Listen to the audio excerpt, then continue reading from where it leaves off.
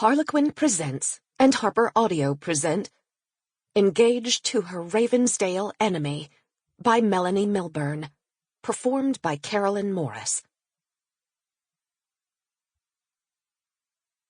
Chapter 1. It wasn't giving back the engagement ring Jasmine Connolly was most worried about.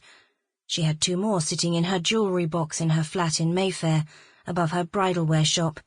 It was the feeling of being rejected. Again. What was wrong with her? Why wasn't she good enough? She hadn't been good enough for her mother. Why did the people she cared about always leave her? But that wasn't all that had her stomach knotting in panic. It was attending the Winter Wedding Expo next weekend in the Cotswolds as a singleton. How could she front up sans fiancé? She might as well turn up at the plush hotel she'd booked months and months ago with "loser" written on her forehead. She had so looked forward to that expo. After a lot of arm-twisting, she had secured a slot in the fashion parade. It was her first catwalk show, and it had the potential to lead to bigger and more important ones. But it wasn't just about designing wedding gowns. She loved everything to do with weddings. The commitment to have someone love you for the rest of your life, not just while it was convenient or while it suited them. Love was supposed to be forever. Every time she designed a gown, she stitched her own hopes into it. What if she never got to wear one of her own gowns? What sort of cruel irony would that be? She glanced at her empty ring finger where it was gripping the steering wheel. She wished she'd thought to shove on one of her spares, just so she didn't have to explain to everyone that she was, to quote Miles, taking a break. It didn't matter how he termed it. It all meant the same thing as far as Jazz was concerned. She was dumped, jilted, cast off, single. Forget about 3 times a bridesmaid, she thought sourly. What did it mean if you were 3 times a dumped fiancé? It meant you sucked at relationships. Really sucked. Jazz parked the car in her usual spot at Ravensdene, the family pile of the theatre royalty family, where she had grown up as the gardener's daughter and surrogate sister to Miranda Ravensdale and her older twin brothers, Julius and Jake. Miranda had just got herself engaged. Damn it. Jazz was thrilled for her best mate, of course she was.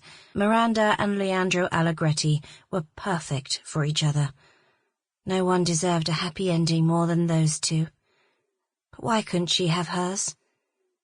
Jazz put her head down against the steering wheel and banged it 3 times. Ah!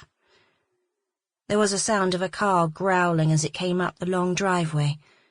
Jazz straightened and quickly got out of her car and watched as the Italian sports car ate up the gravel with its spinning tires, spitting out what it didn't want in spraying arcs of flying stones. It felt like a fistful of those stones were clenched between her back molars as the car came to a dusty standstill next to hers. Jacques, otherwise known as Jake Ravensdale, unfolded his tall, athletic frame from behind the wheel with animal grace. Jazz knew it was Jake, and not his identical twin brother Julius, because she had always been able to tell them apart. Not everyone could, but she could. She felt the difference in her body. Her body got all tingly and feverish, restless and antsy, whenever Jake was around. It was as if her body picked up a signal from his, and it completely scrambled her motherboard. His black hair was sexily tousled and wind-blown.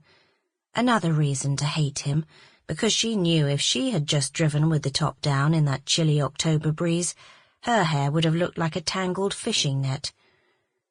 He was dressed casually, because everything about Jake was casual, including his relationships, if you could call hookups and one-night stands relationships.